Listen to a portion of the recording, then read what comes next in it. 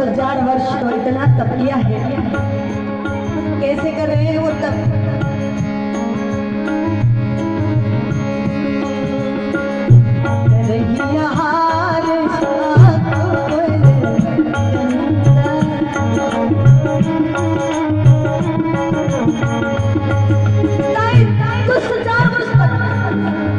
इतना कठिन तप तो बाबा कह रहे हैं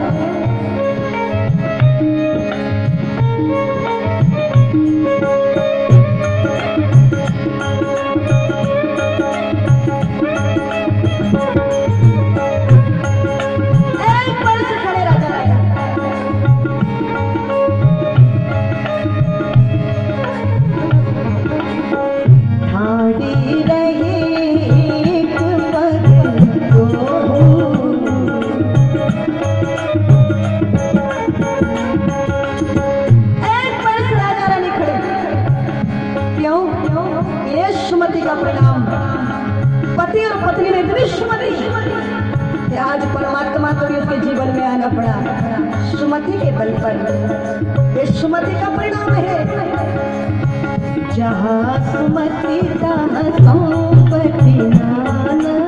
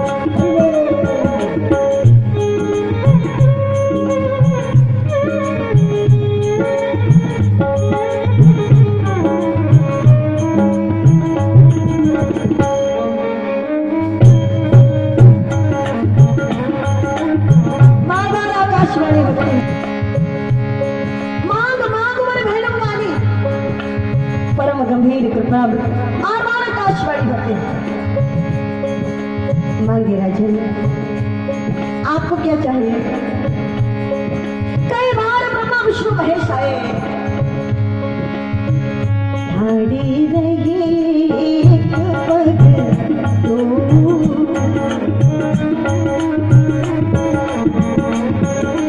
कई बार ब्रह्मा विष्णु महेश आए, चले गए, आए चले गए। अब तो वयोवृद्ध ब्रह्मा जी आगे होकर के बोलते हैं, ए राजन, नेत्र को खोलो ना। क्यों तपस्या कर रहे हो? साधना करने का कारण मांगो ना, क्या चाहिए? मैं वयोवृद्ध ब्रह्मा, मेरा नाम ब्रह्मा है, मैं सृष्टि करता हूं, मांगो क्या चाहिए? लेकिन नहीं मांगा। भगवान विष्णु आ गए, मेरा नाम विष्णु है राजन, मैं पालन करता हूं, मांगे क्या चाहिए? लेकिन मनु जी महाराज ने नेत्रों को नहीं खोला। तीसरी नंबर पर भगवान शंकर ने कहा, हे राजन, मेरा नाम शंकर है, मैं संहार करता हूं, मांगे क्या चाहिए? नेत्रों को नहीं खोला, कुछ नहीं मांग रहे। लेकिन जब मनुष्य महाराज ने नेत्रों को खोला, और नेत्रों को खोल करके कहा कि आज मुझे ना ही सृष्टिकर्ता की आवश्यकता है, ना ही पालनकर्ता की आवश्यकता है, ना ही संहारकर्ता की आवश्यकता है। तो आवश्यकता किसकी है? मनोज जी महाराज ने कहा, ब्रह्मा विष्णु महेश के ऊपर भी जो परम सत्ता काम करती है, ब्रह्मा विष्णु महेश के ऊपर भी जो सुप्रीम पावर है, सत्यम परम धीमहि, जो परम सत्य है, सत्यनारायण है, उपस्थ ब्रह्म है, निराकार ब्रह्म है, वो शक्तिमान है। उस पावर को देखना चाहता हूं, उस शक्ति को महसूस करना चाहता हूं, मैं उसको देखना चाहता हूं। क्यों राजन, आखिर क्यों? मनोज जी महाराज ने कहा कि अभी मैंने उसको देखा नहीं है, अभी मैंने उसको जाना नहीं है, लेकिन फिर भी उससे इतनी मोहब्बत हो गई है, उससे लगन लग गई है। जब वो सामने होगा तो क्या स्थिति होगी, कैसा होगा वो? बिना देखे जब इतनी लगन लगी है, बिन देखे ऐसी लगन लगी, दर्शन होंगे तो क्या होगा?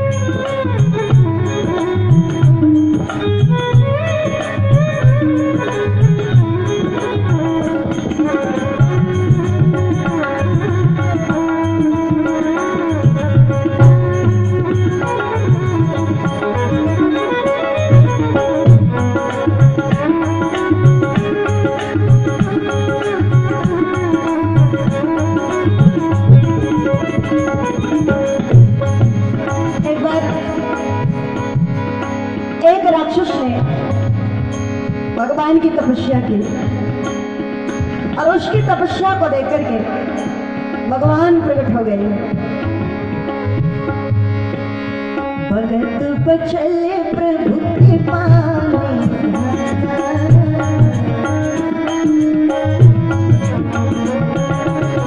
परमात्मा प्रकट हो गए। उसकी साधना को देख करके और जब भगवान प्रकट हुए तो भगवान ने जाकर के देखा क्या कि उस राक्षस के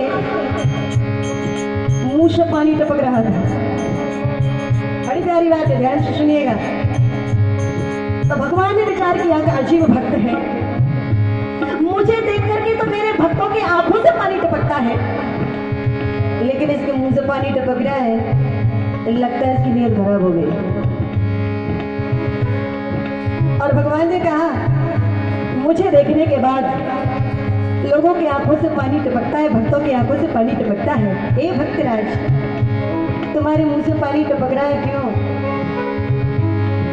उस राक्षस ने कहा कि हे प्रभु, अभी तक तो मैंने आपको सुना था कि आप बहुत खूबसूरत हैं, आप बड़े सुंदर हैं, लेकिन प्रभु आपको देखने के बाद आज मुझे पता चल गया कि आप केवल सुंदर ही नहीं हैं, आप मधुर भी बहुत हैं, आप मीठे भी बहुत हैं। इसलिए मैं आपको खाऊंगा। भगवान मुस्कुरा दे, मुझे भक्त से पहला पड़ गया है। भगत बचले प्रभु के पास,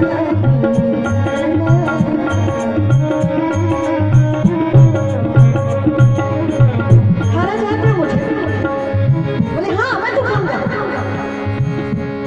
भगवान ने कहा कि यदि खाना चाहे तो जाओ, वादा करता हूँ, वचन देता हूँ, आश्वासन देता हूँ, जाओ वचन की क्या बन जाना, और जब मैं शालिग्राम बनूंगा तो खा लेना। आश्वासन दे दिया। परमात्मा कहता है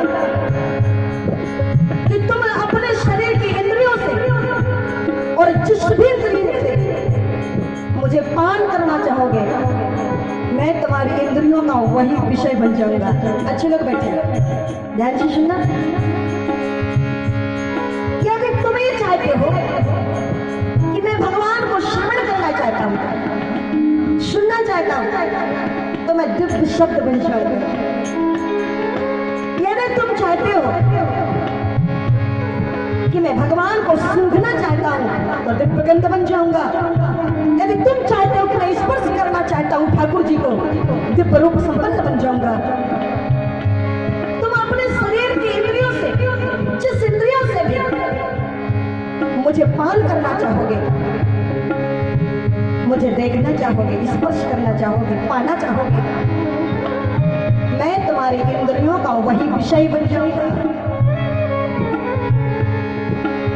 आज मनु जी महाराज कहते हैं उस पावर को देखना चाहिए, उससे लगन लग गई है जो सबके ऊपर काम करता है।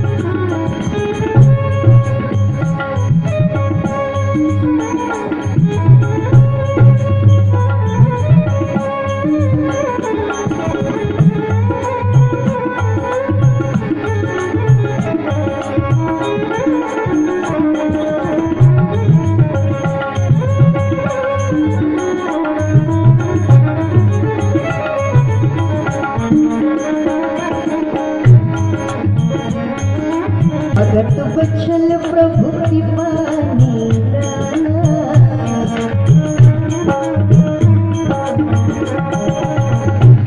परमात्मा प्रकट हो गया। और भगवान ने आकर के कहा, मनु जी महाराज मांगो, मैं आ गया हूं, क्या चाहते हो? मनु जी महाराज ने कहा, मैं आपसे कुछ नहीं चाहता हूं, तब मैं तो आपको ही चाहता हूं, आपको। और याद रखना, आपसे चाहने वाले आपको दुनिया में हजार मिल जाएंगे जो आपसे कुछ ना कुछ चाहते होंगे, लेकिन आपको चाहने वाले दुनिया में विरले ही लोग मिलेंगे जो आपको, सिर्फ आपको चाहते होंगे। मांगने का क्रम देखो, ढंग देखो, कितने सलीके से मनु जी महाराज मांग रहे हैं। दान श्रोमणि कृपा निधि नाथ कहो शत भाई, चाहो तुम्हें समान सुत प्रभु सन कवन दुराई।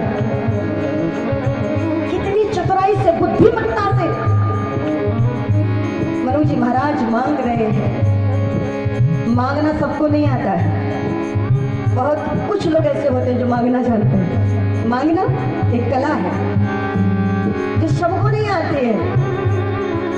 चाहो तुम्हें, मैं आपको चाहता हूं,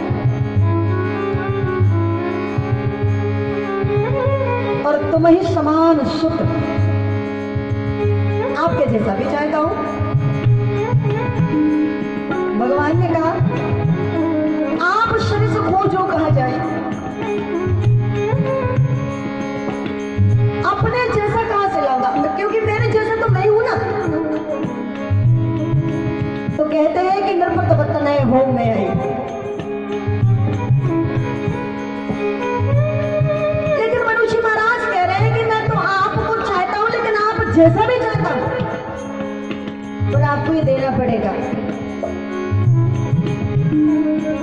मनुष्य महाराज भगवान श्री राम मन ही मन ध्यान करने लगे, देखने लगे भगवान कि मेरे जैसा कौन है। और ध्यान किया, पता चल गया मेरे जैसे तो भगवान विष्णु है,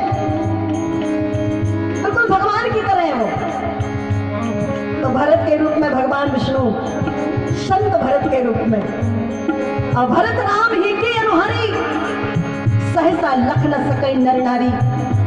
इसलिए रंग भी समान, रूप भी समान, वर्ण भी समान, एक जैसा। भगत बचैये प्रभु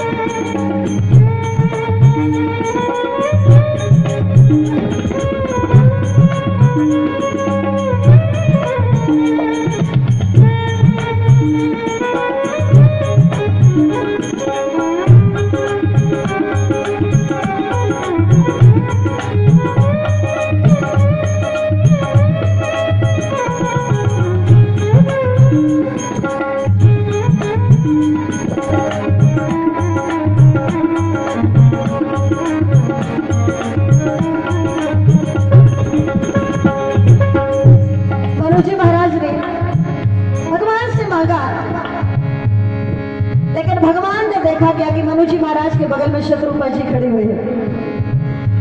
शत्रुप ही बिलोकी कर जोरे, देवी मांग बर जोर चितोरे। भगवान ने कहा देवी आपने भी तो अपने पति का सपोर्ट किया है, बहुत बड़ी सहायिका है भजन में, आपने भी अपने पति का साथ दिया है, आपने भी साथ में तपस्या की है, आपको भी हक बनता है, आप भी कुछ मांग लीजिए ना। शत्रुपा जी ने कहा कि लेना देना तो बाद में होगा, पहले आप अपनी भाषा पर कंट्रोल करिएगा, अपनी भाषा सुधारिए, भाषा पर ध्यान दीजिएगा। क्यों मुझसे गड़बड़ी कहां हो गई? शत्रुपा जी ने कहा कि आपने मुझसे देवी कैसे कह दिया, आप मुझको देवी कह रहे हो? भगवान ने कहा कि हमारे स्वर्ग की तो ये भाषा है, हमारे स्वर्ग में ऐसा ही बोला जाता है, विमला देवी, कमला देवी, लक्ष्मी देवी, उर्मिला देवी। हाँ, ये स्वर्ग की भाषा है, ऐसे ही बोला जाता है। शत्रुपा जी ने कहा नहीं प्रभु, अब आप स्वर्ग में नहीं, आपने मेरे पति को वचन दे दिया कि मैं बेटा बनकर के आऊंगा, और अब आप धरती पर उतर रहे हैं, और जब आप मेरे पति के बेटे बनकर के आओगे तो आप मुझे देवी कहोगे या आपको माता कहना चाहिए? राम जी मुस्कुरा दिए, धन्य है तो भारत की वसुंधरा में जन्म लेने वाली मां,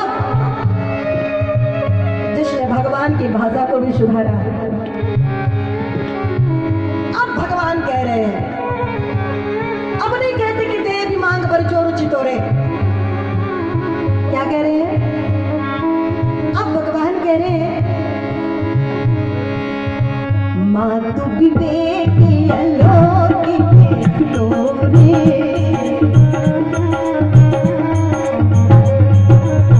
मातु विवेक अलौकिक तोरे,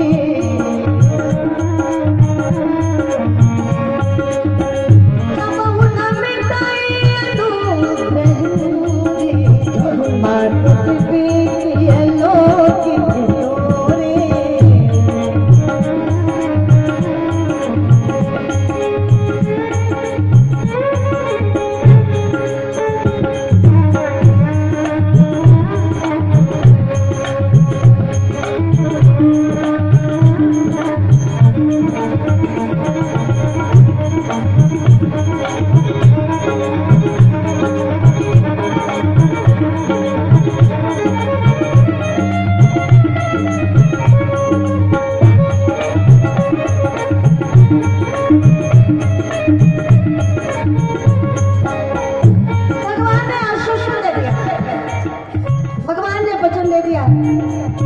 बेटा बन करके आऊंगा, लेकिन अब बड़ी बारीकी के साथ में आप देखना कि महाराजा दशरथ का चौथा पल लग गया है, वृद्धावस्था आ गई है, लेकिन अभी तक कोई बेटा, जबकि भगवान ने वादा किया है कि बेटा बन करके आऊंगा, लेकिन आया नहीं है वो परमात्मा।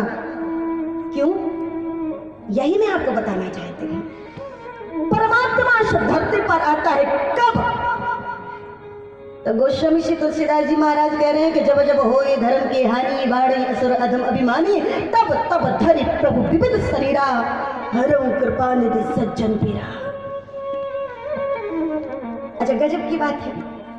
रामचरितमानस को पढ़ने वाले लोग जानते हैं, एक तरफ बाबा लिख रहे हैं कि जब जब हो ये धर्म के हानि, और दूसरी ओर बाबा लिख रहे हैं कि अतिशय देख धर्म के गिलानी, तो परम जबीद धरा अपिलानी। एक सवाल खड़ा हो गया, एक प्रश्न खड़ा हो गया कि परमात्मा हानि पर आता है कि गिलानी पर आता है? क्योंकि एक और बाबा हानि लिख रहे हैं तो दूसरी ओर गिलानी लिख रहे हैं। तो परमात्मा हानि पर आता है कि गिलानी पर आता है?